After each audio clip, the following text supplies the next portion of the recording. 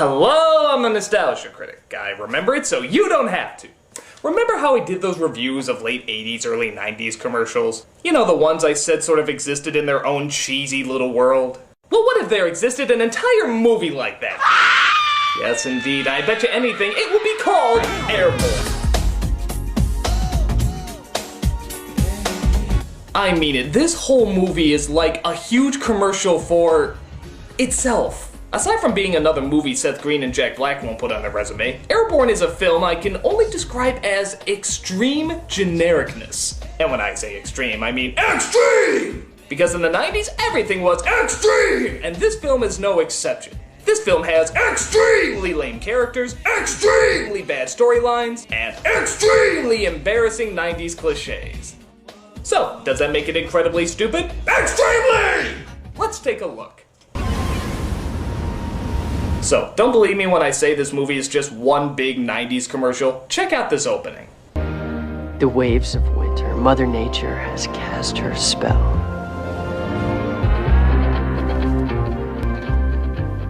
Serious? Very. Okay, you can't exactly figure out what they're trying to advertise, but it's definitely advertising something. Where's this take place, anyway? Ah, palm trees and smug kids that are into solo sports that require no teamwork so they can show the off? This must be California. Alright then, we're in an ad for California. Let's try it. Let's throw Arnold in at the end and see what happens. People think life in California is all fun and games. But it's really serious business. We have board meetings. Board meetings. Lots of board meetings. We run with the big dogs. Everything's a huge production. So if California seems like your kind of work, We've got one question. When can you start? Start your trip at visitcalifornia.co.uk. It works! It totally works! So this is Mitchell, an extreme teenage boy who likes rollerblading and surfing. And apparently stealing things, seeing how he went down to the beach without a surfboard and is now leaving with one. Thief. How are the waves breaking today, Mitchell? All right, what isn't? Who died? Look at this kid. It's like he was constructed from every Disney prince that ever existed. He even has the same attitude. Listen. The National Zoological Institute has asked us to study the Australian wombat. That's great news. I mean, we've never been to Australia before. Summers that never quit, and golden tan Sheilas. I am Prince Ali Ababwa. Just let her meet me. We would love for you to go with us, Mitchell. But this is for 6 months. You can't be out of school for that long. Yes, I can. No, you can't. Not during the school year. And as we all know, there's no schools in Australia. Actually, as someone who grew up in Australia, I think I might be able to venture a guess as to why Mitch can't come to school here. Because Australia's in the southern hemisphere, that means the seasons are reversed. I mean, clearly, because I'm wearing a t-shirt in the middle of December, because it's summer here. So that means that the school year's reversed as well. So we start school in late February and end it in early December, which is like complete opposite to how it goes in like the US and the UK and presumably everywhere else in the northern hemisphere. And so, yeah, that means if he was to go to school in Australia, that means like his education would be very much all over the place. He'd be missing out on a lot of stuff because he didn't start school on time, and it would just get completely messed up. It would be way too confusing. And yeah, you can imagine my confusion when I saw Harry Potter as a kid and it suddenly cuts to Halloween, like right near the start of the movie, right at the start of the school year, and why all of a sudden it's Christmas in the middle of the movie. And yeah, you probably get the idea now. And if I had to guess, that's why he can't go to school in Australia. That's probably it. So yeah, moving on. So his parents leave him with his Uncle Louie in Cincinnati. Cincinnati? Oh, there's no waves there. He meets up with his uncle and aunt, who believe he's a righteous dude. And he also meets up with his cousin Wiley, played by Seth Green. What the Who brought the emo girl? How's it going, man? Nice to meet you. Likewise, bro. It's like they put John Lennon, Carrot Top, and Mrs. Incredible into some sort of horrific genetic mutation. Even in the 90s, that hairdo wouldn't fly, and we invented this. So Wiley shows him around the school he'll be going to. But of course, this surfer dude has a hard time fitting in. Wiley. What is the rush? Whoa! Walking in Cincinnati is a lot different than walking in California! He doesn't seem to fit into his new class either. But to be fair, what do you expect when the leader of the Nasties is in the classroom? Oh! Peas! Oh!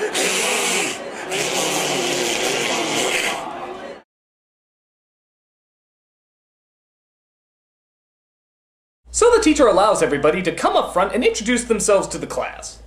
Molly Ryan's my name. I have a 3.8 GPA. My name is Snake, and I ain't got no hobbies, unless you call collecting knives and putting tattoos across the foreheads of guys I don't like hobbies. The Jumbo. I'm gonna be a sports announcer. I refuse to stop. Wait a minute, who is that one guy? Why'd you just cut to him for a second? Didn't he have anything to say? That was so random. Augusto Rafael de la Parra. Everyone just calls me Augie, though.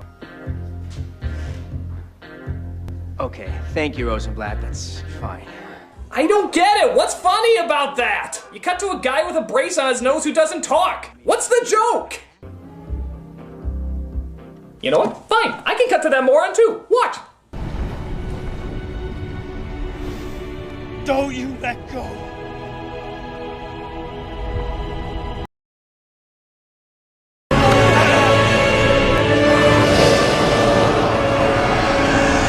See? That wasn't hard. Now give me a movie with Seth Green and Jack Black to film. Well, I don't have any stories. Don't know what I want to be when I grow up. Don't care. Just as long as I live near the beach and don't have to wear a tie. Then I'll be styling. I gotta be smooth, cool, confident. I have a few things to say. Could I add something, please? I mean, does anyone here believe this, L.A. laid back horse poo? This guy is peddling? I don't buy it. You big fruity two-shoe. So is the teacher just asleep right now? It doesn't seem like there's a lot of control in this class. Did other schools do this during student introductions? I tell you no lie, my friends. It's a consciousness raiser. Yes, very nice, Mitchell. Augie, you may brutally assault him. Horse poo! Horse poo, very nice, very nice. Whoa, the old hiney hairs are wound a little too tight on that one, hey, dude? What'd you say? No, seriously, what did you say? None of us could understand what that meant. I just said, what a fine public speaker Augie was. Pretty boy. Surfer. Surfer! That is our word!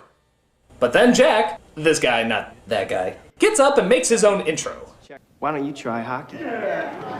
We got a game today against the Preps. That's right, against the Preps. Right. We've never beaten the Preps. We're gonna do it today. We're gonna kick the Preps' butt! Wow, this class has extreme school spirit, even though apparently they're extreme losers. Whoa, wait a minute, okay. If anyone's gonna be made fun of in this classroom, it's not the surfer dude, it is this kid. I mean, look at him! How did they just avoid him? It's like someone took silly putty, put it on a picture of Luke Perry, and just stretched it out! I mean, come on, this kid gets mocked, but this guy gets a free pass? What the f***'s wrong with this school? But another problem pops up as well. Pico and Freddie just got caught putting X-Lass in Mrs. Cronin's coffee, man. Better count them out for the game. No, it's all right. We'll get somebody. So they need two more players. Crazy McCutcut here, and Wiley? You're playing hockey today. Great! Ah, yes, Wiley, because Lord knows there's no other students in the entire friggin' school they could pick. No wonder they keep losing. So while Wiley gets his kicked, like, well, Wiley, Mitchell starts to hit it off with the ladies. You know, it's funny. You get so busy fighting over waves that you never get a chance to enjoy the ocean. Life's too short for that. So if you're not into fighting, what are you into? I like the smell of the ocean, purple sunsets, and surfing in the rain. You're a poet. Nah, I just know what I like. I know, I heard it too. Here's Bruce Campbell killing something to offset it. Swallow this. But Wiley gets knocked out of the game, big shock, so they need somebody else to take his place. Hey, how about that kid who just illegally went out on the ice? All right, gear up, surfer.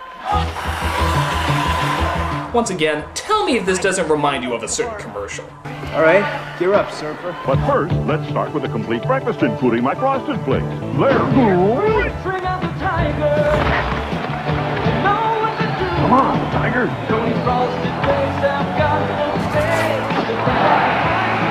And you.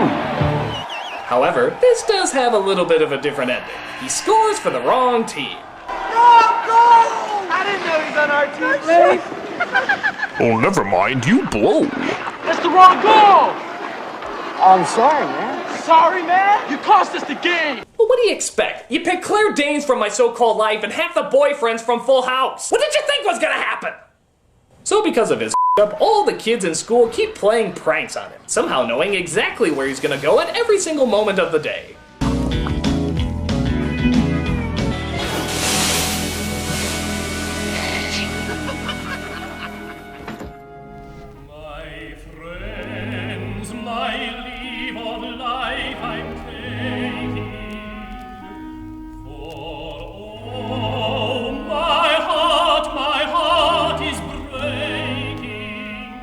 I need traffic, smog, heat waves, a decent burrito for God's sake. I need the ocean. I can't take it anymore, man. Yeah, if high school has taught us anything, it's that it is very, very difficult to be a beautiful, athletic male.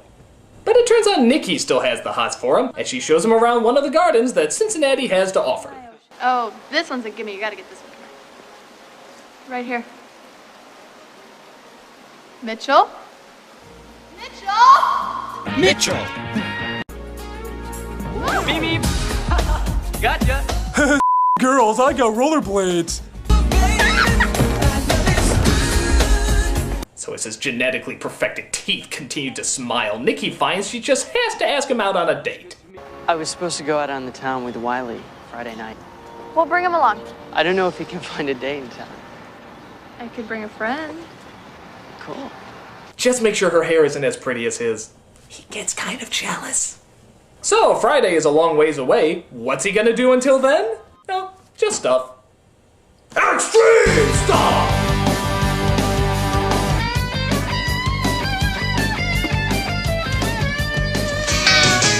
Get your steam shined up, grab a stick of juicy fruit.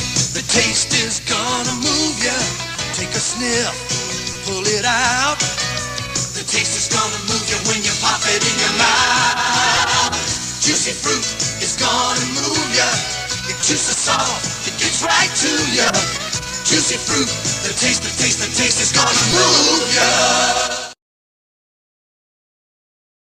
So after that extreme scene, we cut to Mitchell telling Wiley about a headband. Really? You're wearing a headband? I got a date with her Friday night.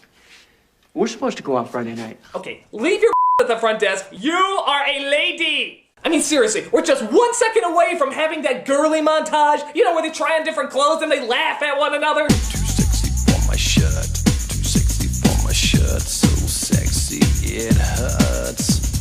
And I am too sexy for Milan, too sexy for Milan, New York and Japan. Okay, hand them over.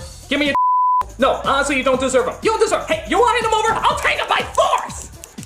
I mean, good lord, doesn't this movie have any idea what boys do? Oh, and hey, for anyone who thinks that this could be considered a typical teenage boy thing, all I gotta say is, watch it to this music. 3 little maids from school are we, hurt the schoolgirl well can't be, filled to the brim with girlish glee. 3 little maids from school, everything is a source of fun. Nobody's safe, but we care for none. Life is a joke that's just begun. But before Mitchell goes on his date, he must indulge in his Zen surf. His zerf, if you will. Point break right, spitting like a washing machine. An awesome ride. Even more awesome because he's in Cincinnati, yes. You know, I really didn't think a surf could exist, but now I'm convinced it does. And this kid's got it bad. I mean, this is sick. This is actually kind of sick. If surfing was a girl, she would have had a restraining order out against him.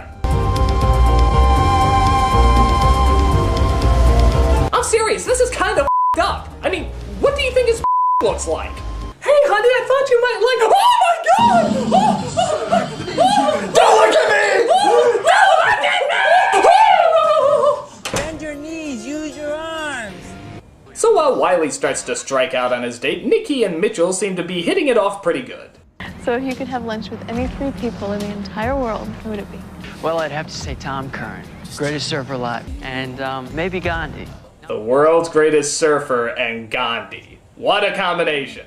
I choose the world's greatest surfer to show that I'm athletic, and Gandhi to show that I'm deep. Extreme deep! So the girls go to the bathroom to discuss their dates. I mean, he came 2 inches from slamming into a gas truck. It was like something out of red asphalt. He'll grow on you. Well, not in this lifetime. Oh, now we know why she turned into a lesbian in the Brady Bunch movie. My dad shot her. It was weird. Wait a minute, what did he say? My dad shot her. It was weird. Dude, what the was that story about? No, seriously, can we just skip this and hear what story ends with my dad shot her? Tell me you don't want to hear that story instead. I mean, really, tell me. But unfortunately, this story continues, as we see one of the preps comes in and starts moving in on his girl. Well, looks like Nikki's got herself a new little friend. Sort of a prep thing we got going here. Hey, what do you say we get together some other time and go bowling or something? But it seems Jack, of all people, comes in to save the day. Yeah, lost. What'd you do? This has got nothing to do with you. Stay away from my sister. That's right, Jack and Nikki are siblings. Funny she never brought that up. Of course, Jack doesn't approve of Mitchell dating her, but Mitchell once again tries to find the peaceful route. Hey, what do you say we all sit down, talk about this over a basket of fries or something? Does he always have a cowardly retort on standby? Hey man, what do you say we pick roses and skip? I'm taking Nikki home. There's nothing you can do about it. Well, I hate to ruin your fun, but I'm not gonna fight you, Jack. I'm not. You afraid of me? You think giving me a tough look, calling me a few names, putting sand in my locker is gonna make me want to fight you? Well, you got another thing coming, man. I'm out of here in 3 months. 3 months. You think I'm gonna waste my time on you or anyone else? You ain't worth it, brah. No one here is. No one. Wow. I think that is the proudest out speech I've ever heard in my life. I mean, he flaunts it. He doesn't care who knows he's a shivering pansy. He'd expose it to everybody. I mean, are there other tough ways of saying you're a complete and total coward? You think you're all tough and scary? Let me tell you something. I just my pants right now. They are filled with doo-doo, and I am horrified. Horrified. After this is done, I am gonna go home and cry like a little girl. Oh, yeah, that's gonna be me. That's gonna be me. That's how scary you are. But it turns out Nikki doesn't like the fact that he's an utter tool and decides to leave him behind. Nikki!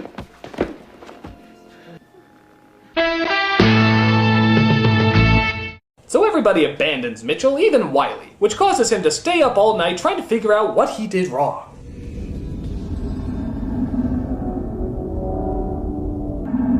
Holy get over it! You know what? Why don't you just go out with the wave? Yeah, it's obvious that's the only thing that understands you, and it doesn't have lips to call you an absolute Wake up, man, wake up. What? I had this dream. There was this wave. The one, you ain't getting another chance, solar eclipse wave, until I see this Mondo shark. Made just look like a guppy, man. And his name was Peppy. Peppy? Then I woke up. You woke me up to tell me a lousy dream? Are you kidding? Everything we need to know is in our dreams, man. They're windows to enlightenment. Who is this kid? Why must he destroy years of strong ethical teachings with his absolute ness? Well, it's obvious that Jack is the shark and Nikki's the wave. What does that mean? You're gonna fight Jack? And have Gandhi roll over in his grave? I don't think so. I am Gandhi's official protege, and don't you forget it. Besides, you don't have to fight the shark to fight for the wave. There's gotta be some way I can approach this like a complete and total wuss. So Mitchell sees that Jack and friends are fighting the preps at roller hockey, and he asks if he can join in. Jack, why don't you just let the moron play? What for? If you let him play, at least we can watch him get his butt kicked. Hey, yeah, I like that one, man. You guys got room for one more? Travis, you're off. Dude, what is with these idiots and letting other idiots play on their team? Did they not learn their lesson the first time? The anti-Tony the Tiger incident? Hello? But of course he starts to do well and even impresses his girlfriend again. Thank God being impressed by sports and physical aggression doesn't make people incredibly shallow, or else she would be a total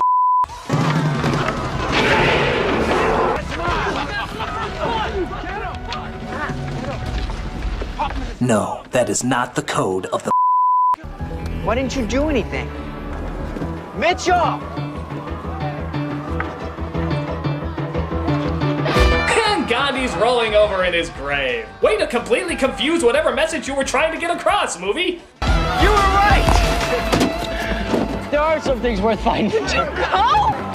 So as you see, kids, it's not about physical violence, it's just about hurting somebody somehow. That's what really counts in life.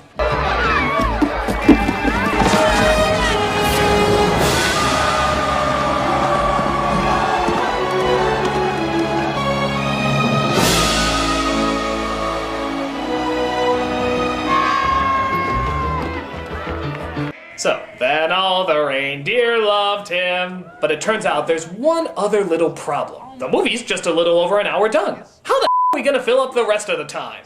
Been challenged by the preps to a little skating race. We're gonna settle this thing once and for all. We thought maybe you'd, want to come and skate on our team. Where's the race? Devil's Backbone. It's only the most dangerous hill in the whole town. Then why do this? Because we're tired of being put down. Treated like low-life trash. Losers! Man, we're somebody. This is our chance to prove it. But we can only do it as a team. We gotta show them that picking on people because they're different isn't right! Will you help us, person we recently picked on because he was different? Of course he says yes, and the most extreme race from the most extreme rivalry finally takes place. The Jets are gonna have their day tonight. The Jets are gonna have their way tonight. So the race is on, and at first, it's actually not a bad race. There's surprisingly some good skating, and it even manages to be a little intense.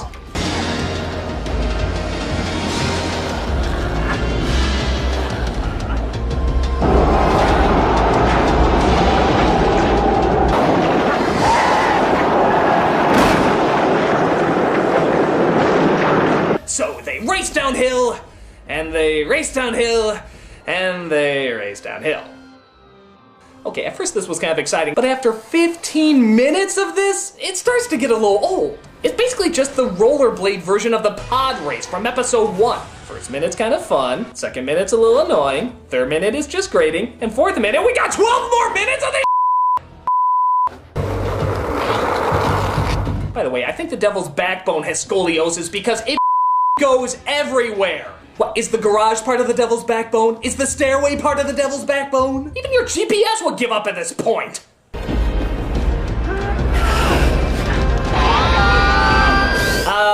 No, that doesn't happen. Unless your wheels are encased in flubber, you just jump the shark. Oh, I'm sorry, I mean Peppy. But Mitchell gets lost and can't find his way back to the track. This looks like a job for cheating.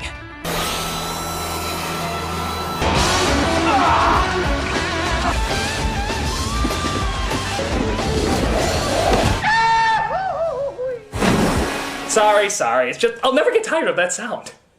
So of course Mitchell wins the day and everything turns out great. We hope you enjoyed this extremely long race, and we apologize for the rest of the movie that had to come with it. Nike. Just don't do what this idiot does. And that was Airborne, the epitome of 90s blandness. This is one of those films that should be placed in a time capsule. I'm not saying it totally sums up the 90s, but it sums up how the media saw the 90s. And it's pretty much every 90s cliche that existed at the time. In that sense, it's sort of a wonder. Apart from that, sometimes Jack Black and the other supporting cast can be funny, but the main character's a the writing is forgettable, and the main message is really confusing. Fight for your rights and whatever Gandhi said?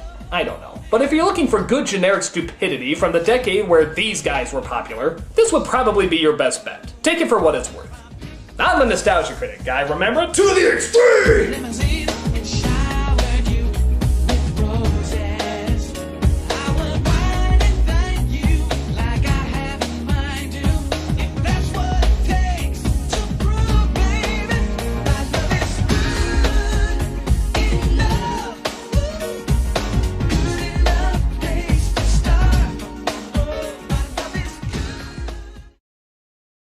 You're a poet.